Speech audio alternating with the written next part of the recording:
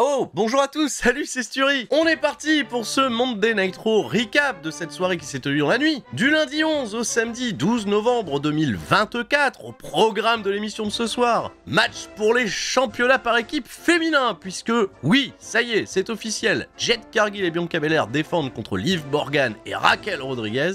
Gunther va faire face à son futur challenger Damian Priest, non pas dans un combat, puisque ça sera prévu pour les Survivor Series, vous en doutez. L'escalade se poursuit entre la Wyatt Six et le testament final, des prémices de ce à quoi les Wargames féminins pourraient ressembler, et également le 5e membre. Il y a bien une question de 5e membre à trouver côté Bloodline et Bloodline pour le Survivor Series Wargames qui pour autant n'a pas été officialisé, qui ne le sera toujours pas lors de cet épisode. Avant de se lancer pleinement sur le récap, je tenais vraiment à vous remercier car le retour des récaps est particulièrement apprécié, vous me le faites savoir dans les commentaires, merci beaucoup. Pour autant, en termes d'actu, je vais avoir encore quelques absences programmées, dont une ce week-end. Je serai au programme du show Rick's Catch, qui se tiendra ce samedi 16 novembre à partir de 20h15 au CrossFit RR de Rennes. Amis bretons, je compte sur vous pour vous voir en masse et surtout pour me soutenir dans ma démarche de prendre le contrôle de Rick's Catch. Et oui, bagarre avec la présidence actuelle, là on est en train de mettre un coup de pied dans la fourmilière. Et pourtant je m'inquiète, parce qu'ils m'ont mis sur l'affiche, mais ils m'ont toujours pas envoyé mes billets de train. Je ne sais toujours pas comment je me rends là-bas. Apparemment, on essaye de me déprogrammer.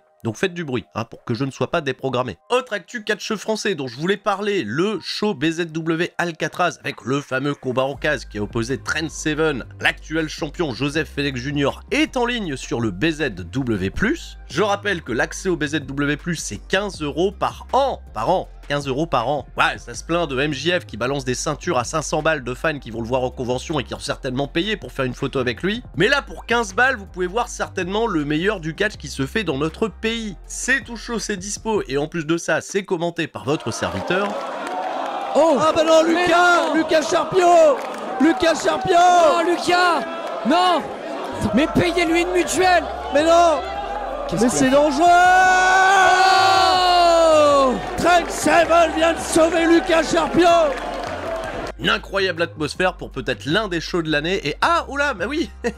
Merci Jacob Vadok, notre superstar amiche préféré, de nous rappeler que c'est le moment de notre instant promotionnel préféré. Cela va bientôt faire 1 an que la chaîne est sponsorisée par notre partenaire exclusif Oli Energy. Tous les mois, vous êtes de plus en plus nombreux à nous faire confiance. La gamme énergie pour garder votre boost quotidien, la gamme hydration pour rester hydraté au travail comme au sport, et la gamme Ice Tea pour les petits plaisirs grâce à ses multiples saveurs aux arômes naturels. 10 fois plus de vitamines et 10 fois moins de sucre que dans les soft drinks traditionnels, beaucoup plus responsable écologiquement car ici pas de canette, pas de bouteille, un pot de Oli c'est au moins 40 boissons de 500 ml dans son shaker utilisable et réutilisable à l'infini, que ce soit par jour de soleil ou par jour de pluie, à la maison, au travail, à la cantine, voire même sur les rings de catch, le shaker Oli est pareil à toutes les utilisations, même les plus extrêmes.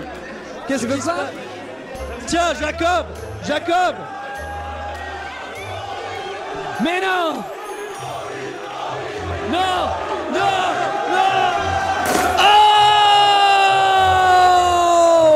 Il l'a aspergé, mais il paraît que ça lui a redonné de l'énergie. Cette scène a été réalisée par des professionnels. Il est fortement déconseillé de frapper quelqu'un avec un shaker Oli. Alors si comme moi vous voulez que Oli investisse plus dans le catch en 2025, scannez le QR code ou cliquez sur mon lien affilié dans la description. 5 € de remise immédiate pour votre première commande avec le code STURI5 et 10% de remise sur toutes vos commandes n'importe quand avec le code STURI. Merci à Jacob Vadok et à la Banger Zone Wrestling pour leur aimable participation. Et aussi à chaque personne que je croise sur les shows de catch et en convention partout en France qui sont à chaque fois 100% satisfaits. Buvez Oli pour rester fort et hydraté. Merci de votre attention et générique. Et 1 et 2 et seulement 2, pas besoin de plus pour être heureux. On se détend, on allume l'ordi, c'est l'heure de retrouver Sturi. Ça va causer de 619, de son pom de pedigree. Mais si comme moi t'as rien compris, t'es quand même le bienvenu. C'est ça le catch, de la passion et du fun. On se prépare pour le corps à corps, donc tout le monde reste fort.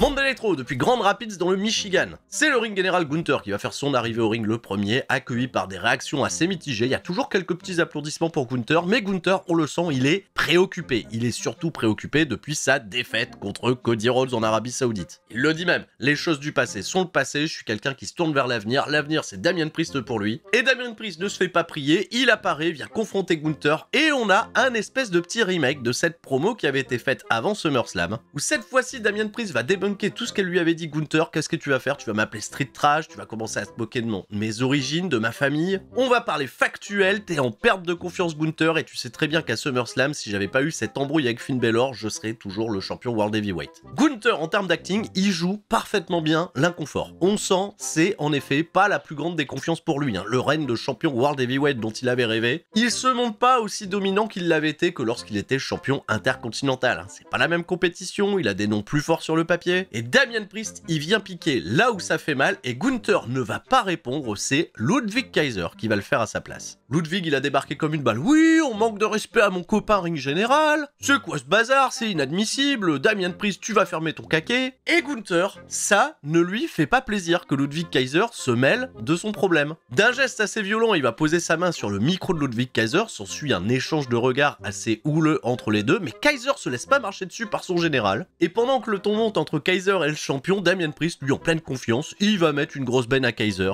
Il va se débarrasser de lui et confronter Gunther, qui, on le sent, n'est pas en confiance, il a peur, il recule, il refuse l'échange de regards avec Damien Priest, il préfère se barrer, il récupère Kaiser au passage et c'est à peine s'il lui jette un regard, c'est très bon, c'est très inspirant pour la suite des opérations, ça me sème plein de petites graines. Damien Priest est clairement le babyface le mieux établi pour aller chercher Gunther et on est en train de nous semer bien évidemment tout ce qu'il faut pour peut-être mettre des dissensions entre Kaiser d'un côté, Gunther de l'autre. Le match des Survivor Series peut clairement être la clé qui peut débloquer plein de choses pour la suite. Excellent storytelling. Backstage, on va retrouver au micro de Katie Kelly, Damage Control, Kairi Sane et Io Sky. Io Sky qui est félicité pour être devenue l'aspirante numéro 1 au championnat de Liv Morgan. On sait toujours pas quand ce match aura lieu. Dans un instant, elles ont un 6-woman tag team match contre les membres de Pure Fusion Collective. Pas que ça m'enchante, mais la nouvelle suivante va m'enchanter pour le coup, puisque Dakota Kai fait son retour et épaulera ses collègues de Damage Control. Seulement 3 mois d'absence pour Dakota Kai qui a l'écro à l'idée de vouloir se venger de celles qui l'ont mis sur le carreau pendant quelques mois. On est parti au ring pour le combat et WWE reprend ses mauvaises habitudes de croiser les programmes, puisqu'au retour de publicité on va être backstage où Kofi Kingston va retrouver R-Truth et le remercier de l'avoir aidé il y a quelques semaines contre le testament final. Voilà, on se fait des remerciements mais avec du décalage. Il y a Xavier Woods qui surprend la conversation parce que Kofi Kingston, évidemment, ce qui se passe avec le New Day, ça le préoccupe un petit peu. À noter au passage que Xavier Woods porte un t-shirt de Baron Corbin. Et ouais, je pense que Xavier Woods ça doit être un des mecs les plus affectés du départ de Corbin, étant donné que c'était un de ses bons copains sur la chaîne Up Up Down Down. Le petit clin d'œil est apprécié ici en tout cas mon cher Xavier. Et on n'aura pas le temps d'en voir un petit peu plus puisque Pete Dunne se pointe et Pete Dunne il est pas content parce que R-Truth l'appelait Butch. Et Pete Dunne ça le rend zinzin qu'on l'appelle encore Butch. Alors Kofi Kingston, qui a remercié tout à l'heure R-Truth, vient s'interposer et lui et Pete Dunne vont s'affronter dans un combat 1v1 un peu plus tard. Et il n'y a aucun écho sur la célébration qui nous avait été évoquée la semaine dernière pour l'anniversaire de la formation du New Day. Bah non, au contraire, on va pas beaucoup célébrer, hein, vous le découvrirez. Le Pure Fusion Collective, PFC, c'est les initiales. PFC, j'en sais rien, le Paris Football Club. Y a pas de doute, elles sont méchantes, elles sont toutes habillées en noir. Ça va durer 10 minutes, j'étais un peu désaxé sur le fait que Io Sky débute le match et se fasse aussi facilement dominée, hein, étant donné que c'est l'aspirante numéro 1 au titre. C'est pas elle pourtant qui va prendre la hit, mais plutôt Kairi Sane, et ce pendant la publicité. Au retour de publicité, Kairi Sane, elle fait le hot tag avec Dakota Kai, hein, qui était la membre de Damage Control la plus fraîche et qu'on avait le plus envie de voir briller dans ce combat. Et bah elle va briller, belle opposition face à Shayna Baszler. Et on va terminer tout ça avec un beau moonsault de Io Sky pour poursuivre le bon momentum, la belle réunion des Damage Control, ça fait plaisir. Et vous l'aurez compris aussi que le Pure Fusion Collective n'est vraiment plus à prendre au sérieux, absolument pas. On nous remonte tout ce qui s'est passé dans le segment de la réunion de la Bloodline originelle du côté de SmackDown. Pour ça, il y a le SmackDown Recap, je vous invite à aller le voir, il est sorti ce week-end sur la chaîne. Des interrogations autour de ce fameux combat Wargames, est-ce que ce sera un 4 contre 4, est-ce que ce sera un 5 contre 5 comme l'avait laissé supposer Solo Sikoa? Eh bien, on a la confirmation, ça sera bien un combat 5 contre 5. Puisque backstage, on va d'abord retrouver Sami Zayn et Jey Uso qui se retrouvent. Jimmy Uso est là aussi, il faut trouver un 5e membre. On n'a pas beaucoup de copains du côté de Monday Night Raw. C'est toujours un peu tendax hein, entre Jimmy et Sami, mais Jey Uso il fait un petit peu l'entremetteur pour que tout le monde se détende. Et Sami Zayn a une petite idée de qui pourra aller demander, qui pourrait être le 5e homme, et ça sera un micro fil rouge pour toute cette soirée. Prochain combat qui avait été annoncé, Kofi Kingston contre Butch, pardon, contre Pete Dunne. Ah mais comment on va faire les clappings maintenant? Bon, bref, fait notable, Xavier Woods est aux abords du ring pour soutenir Kofi Kingston, et il va pas que le soutenir moralement, il va également le soutenir physiquement. Un combat qui va durer 9 minutes où Pete Dunne nous montre quand même son incroyable technique au niveau du travail des bras, au niveau des torsions, au niveau de la torture, mais beaucoup moins quand il s'agit de faire du ground and pound. On a eu une séquence qui était un peu gênante, hein, j'avoue, c'était pas ouf. Kofi Kingston va se sortir d'un mauvais pas et réussir son Trouble in Paradise. L'arbitre va l'empêcher de poursuivre l'action à l'extérieur du ring puisque Pete Dunne très intelligemment va rouler à l'extérieur du ring, et cette distraction où l'arbitre ne peut rien voir va permettre à Xavier Woods de sécher brutalement Pete Dunne avec une grosse clothesline. Pas un move de babyface, ça vous en conviendrez, ça ne plaît pas non plus à Kofi Kingston qui vient engueuler son pote. Tu fais quoi? J'ai pas besoin de toi. Xavier il engueule Kofi en lui disant mais écoute, capitalise, remporte ton combat, et on a perdu trop de temps. Quand Kofi Kingston réintègre le ring, Pete Dunne le surprend, lui porte le bitter end et remporte la victoire. Sous l'air un peu consterné et un peu narquois, je trouve, de Xavier Woods. Ça va faire redécoller un petit peu de momentum pour Pete Dunne qui avait plus grand chose à se mettre sous la dent ces dernières semaines. En revanche, on sème clairement des graines pour un futur split du New Day ou nous raconter quelque chose de plus subtil. Il n'y a pas eu la fameuse réunion anniversaire du New Day. Est-ce que Big E va être mêlé à ça de près ou de loin? Je sais que c'est très bas dans la carte, mais je trouve qu'on soigne pas mal l'écriture à ce niveau-là. Alors ok, je prends ce qu'on a à me donner. Et je souligne aussi que tout le travail psychologique qui a été fait les précédentes semaines de la part de Karrion Kross porte un petit peu ses effets, et de ce fait ça valide aussi ce qu'a fait Karrion Kross. On est dans le vestiaire du Judgment Day où Dominic Mysterio motive Liv Morgan et Raquel Rodriguez. Liv Morgan pourrait ramener une nouvelle ceinture au sein du Judgment Day. Et parlant de ceinture, il y a quelqu'un qui est pas fondamentalement content de ce qui se passe actuellement, c'est Finn Balor qui dit à Dominic Mysterio « À cause de tes conneries, Damien Priest est à ça d'être à nouveau champion du monde parce que t'as voulu prendre le spot. Tu t'es planté la semaine dernière. » Dominic il dit à Finn « Pourquoi t'étais pas là pour assurer mes arrières ?» Finn il lui répond « Mais Liv Morgan elle m'a dit de me concentrer, de me focus sur les championnats par équipe. » Ça oui, vous êtes focus sur les championnats par équipe, ils les ont pas défendus depuis combien de siècles? En effet, il y a les War Raiders qui sont challengers, mais on sait pas pour quand. Bref, vous l'aurez compris, l'ambiance n'est pas au beau fixe. Dominic dit à Finn Balor, moi j'ai battu Damien Priest, toi t'as pas été capable de le battre, et j'ai été plus proche que toi, que tu ne l'as jamais été pour remporter ce championnat World. Liv Morgan, elle s'interpose, on essaye d'apaiser les tensions. Finn Balor, il va dire à Dominic Mysterio, si c'est aussi simple que ça de rester champion par équipe, toi la semaine prochaine, affronte avec Carlito les War Raiders. Dominic il est piste, il dit je vais aller faire valider ça auprès d'Adam Pearce, et Finn Balor reste à peu près content avec les autres membres du Judgment Day. Mais il y a quand même pas mal de petites brouilles qui sont en train de se semer là au sein des différents clans, au niveau des différentes équipes. C'est vraiment le mois de novembre de la discorde. Bronson Reed, qu'on a aperçu remonter le couloir, va faire son arrivée au ring, vous en doutez bien, pour provoquer Seth Rollins. Mais pendant qu'il remontait le couloir, on a vu en arrière-plan que Jey Uso était en pleine conversation avec Rey Mysterio, probablement pour lui demander si oui ou non il voulait être le 5e homme. On n'aura jamais d'informations de la part de Rey Mysterio, puisque ça n'a pas été filmé de manière à ce que ça soit audible, et Rey Mysterio ne s'est jamais prononcé réellement sur le sujet. Bon, c'était juste un petit indice semé là pour le fil rouge de la soirée, autant l'entretenir. Donc Bronson Reed, challenge Seth Rollins. Il revendique être un monstre qui a été capable de foutre la merde et de décimer Sheamus, Damien Priest, Seth Rollins la semaine dernière dans ce combat four-way. Il veut être respecté en tant que tel et demande un rematch contre Seth Rollins. Là maintenant, je suis dans ce ring, je sais que t'es backstage, amène ton cul. Et Seth Rollins, faut pas lui demander 10 000 fois, hop, Seth Rollins, Bronson Reed, la bagarre elle va reprendre. Bon, la bagarre elle va reprendre, il y a une tentative de tsunami à l'extérieur du ring portée par Bronson Reed qui va être esquivée, on a envoyé tout le service de sécurité. La sécurité, vous en doutez, elle a été incapable de les contenir correctement. C'est le chaos, c'est l'anarchie, appelez Adam Pearce, on est parti à la pub, retour de pub, Seth Rollins il engueule Adam Pearce, donne-moi Bronson Reed, on avait un la semaine prochaine. Adam Pearce, il faut pas grand chose pour être convaincu, affrontez-vous la semaine prochaine, alors pourquoi ils auraient pas pu s'affronter là, enfin bref. Et chose très intéressante, après que Seth Rollins s'est râlé un bon coup, Adam Pearce s'est barré et Sami Zayn est arrivé. Et Sami Zayn va proposer à Seth Rollins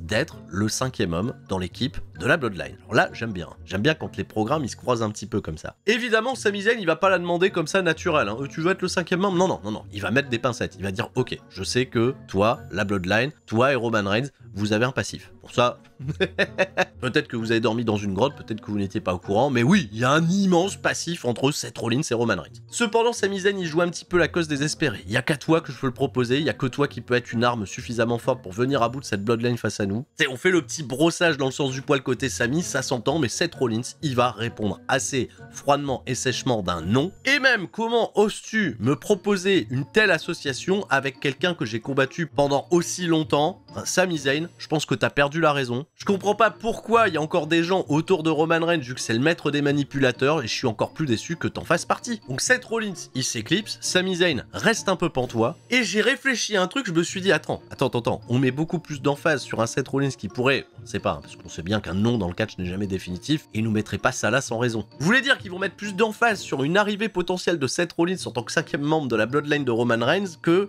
je sais pas moi, juste la réconciliation des Usos, de l'admission de Sami Zayn. Je comprends un petit peu les critiques hein, sur la Bloodline, elle s'est reformée un petit peu vite selon certains, mais là si on vient déjà à passer le statut de ces Seth Rollins le 5e membre, c'est quand même ambitieux. Après j'aime bien, ça dynamise, ça met un petit peu de pétillant, ça, puis on le verra pour les semaines à venir.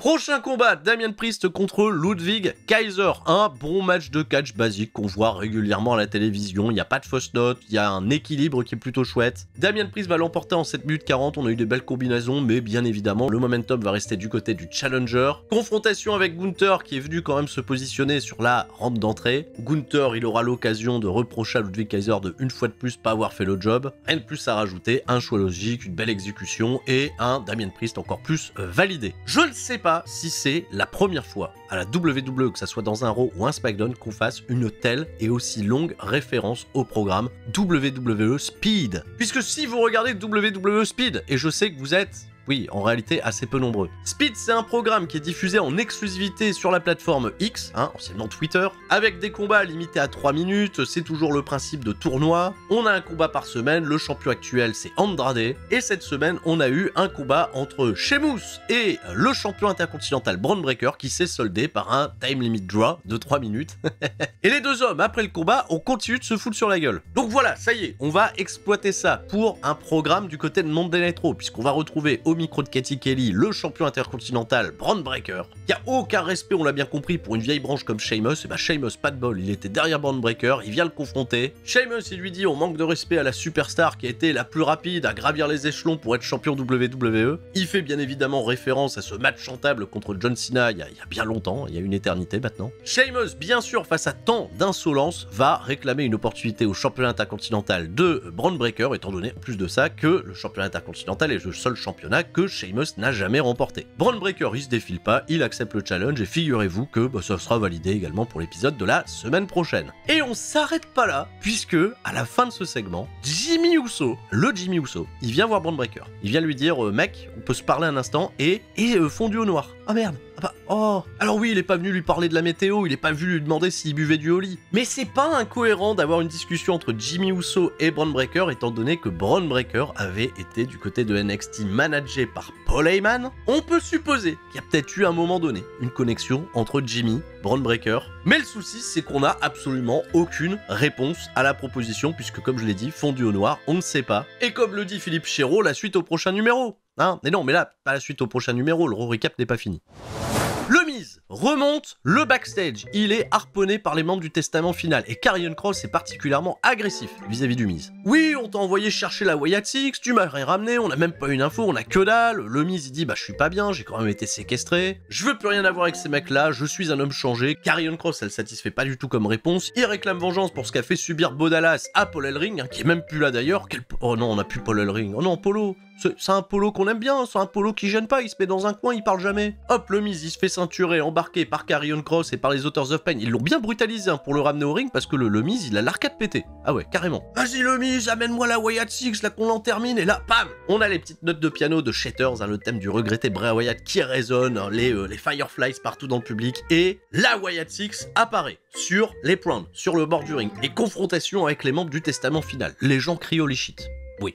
Et le Miz, il s'était fait oublier. Le Miz, il intègre le ring avec une chaise, il donne un grand coup de chaise dans le dos d'Eric Rowan. Voilà, c'est qui Eric Rowan? Bah c'est lui, là, c'est le grand, il est à terre. Et de ce fait, on comprend que le Miz, depuis le début, il était de mèche avec Karrion Kross pour inciter la Wyatt Six à venir sur ce ring, et la Wyatt Six, malgré que Bo Dallas, il se marche pour aucune raison, parce qu'il est probablement psychopathe, et ben le testament final allié au Miz, ils vont mettre une rouste phénoménale à la Wyatt Six, on les a jamais vus autant en difficulté. Et Karrion Kross et le Miz, ils vont repartir bras dessus, bras dessous. Voilà. Voilà, ils sont bien heureux. Le segment va tout de même se terminer avec un Bo Dallas qui continue de se marrer. Hein, ah non, tu t'es fait casser la gueule, arrête de rigoler, c'est gênant. Et de ce fait, Karrion Kross, il se dit, mais pourquoi il rigole? Il se barre encore alors qu'on lui a cassé la gueule, oh là là. Et il n'y a pas de match annoncé par contre, il n'y a rien. C'est juste un segment. Il y aura probablement un match annoncé, pas pour la semaine prochaine, on va pas tout faire la semaine prochaine non plus. Et est-ce que c'est assez prestigieux pour qu'on en fasse un Wargames?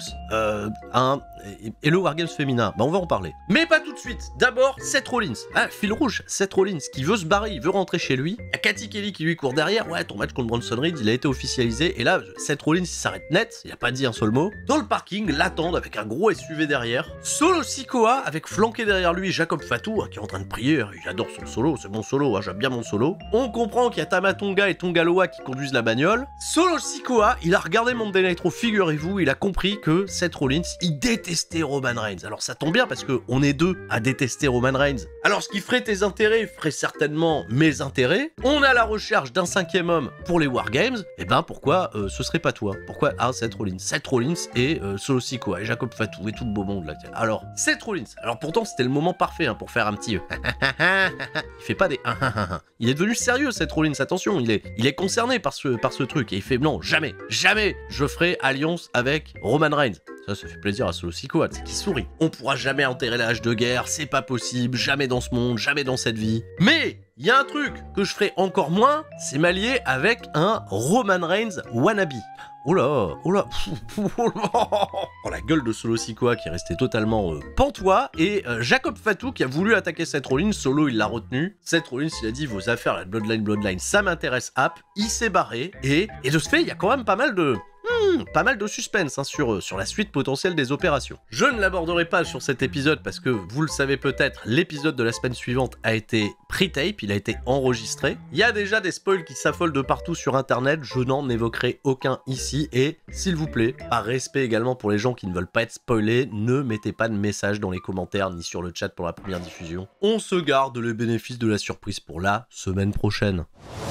Allez, le main event, Liv Morgan accompagnée de Raquel Rodriguez font face à Bianca Belair et Jade Cargill, les championnats par équipe sont en jeu. Un combat qui m'a excessivement déçu. Oui, alors il n'y a rien de loupé dans le combat, mais alors est-ce qu'il y a bien eu un combat? Ça a commencé pourtant plutôt bien, bonne première confrontation entre Liv Morgan et Bianca Belair qui ont une petite chimie palpable dans le ring et qui est plutôt sympa. Ça s'est délocalisé à l'extérieur du ring où tout le monde s'est foutu sur la gueule et on a joué la petite tentative de miscou entre Bianca Belair et Jade Cargill. On est parti à la pub et au retour de pub, c'était déjà le hot tag de Bianca Belair pour Jade Cargill, un hot tag qui va pas durer longtemps. Alors Jade, elle a très exactement fait clothesline, avalanche, enfourchement. Elle a mis une petite variation sur son finish qu'elle a porté sur Liv Morgan. Raquel Rodriguez est venue casser le tombé, parce que Liv Morgan n'a pas du tout été présentée forte dans ce combat. C'est la championne World Woman. Bah, la championne World Woman, pas très forte. Liv Morgan, elle a fait le relais avec Raquel, collision avec Jade Cargill, on a eu la même idée, on s'est mis un coup de pied en même temps, et des run-in. Allez, on fait plein de run-in qui ont aucun sens, puisque Nia Jax et Tiffany Stratton vont venir en aide à Liv Morgan et Raquel Rodriguez avec qui elle feudait il y a à peine 2 semaines. Qu'en plus de ça, Nia Jax, elle nous avait bien fait comprendre qu'à SmackDown, la compétition par équipe, elle en avait strictement rien à foutre. Naomi est venue équilibrer pour les babyface en attaquant Tiffany Stratton. Pendant ce temps-là, Bianca Belair, elle a remporté le match en battant Liv Morgan qui a véritablement pas fait grand-chose. Vainqueur donc est toujours championne Jade Cargill et Bianca Belair. Dans l'aftermatch, les heels étant en supériorité numérique ont pris l'avantage sur les 3 babyface. Yoskai est venu faire le save pour une confrontation 4 contre 4 et les babyface sont restés debout à la fin. On a 4 filles d'un côté, on en a 4 de l'autre. Eh bien, vous avez probablement ce qu'on aura dans les Wargames féminins de cette année. Une association qui fait pas énormément de sens, comme je l'ai dit un petit peu plus tôt, mais bon bah qui permettrait d'avoir une équité sur la carte des Survivor Series. Ah ouais, la division féminine, elle nous a pas montré des grosses rivalités avec des clans. C'est un peu dommage. Si le match vient à être validé, cependant, je suis quand même assez curieux de savoir comment Tiffany Stratton va se comporter, étant donné qu'elle aurait dans son équipe et la championne de Raw et la championne de SmackDown, et qu'elle pourrait y faire un petit cash-in. Ce serait une première dans un combat des Wargames. Hein, c'est pour moi le seul intérêt du combat. La petite curiosité, dirons-nous. C'est tout pour moi pour cette review de Monday Nitro. Je vous rappelle, ce samedi 16 novembre à Rennes, au CrossFit Erreur, je serai à l'affiche du prochain show Rix Catch. Ce qui veut dire également qu'il n'y aura pas de SmackDown Recap dans le format habituel ce samedi. On se retrouvera dimanche pour un SmackDown Recap en live sur twitch.tv/Turi316, rediffusion sur cette même chaîne. Je vous fais des gros bisous et je vous dis à la prochaine. Et tout le monde reste fort, surtout Oli avec qui on termine cette première année de partenariat. Merci encore pour votre confiance. Restez hydratés, c'était Sturi. Ciao, bye bye.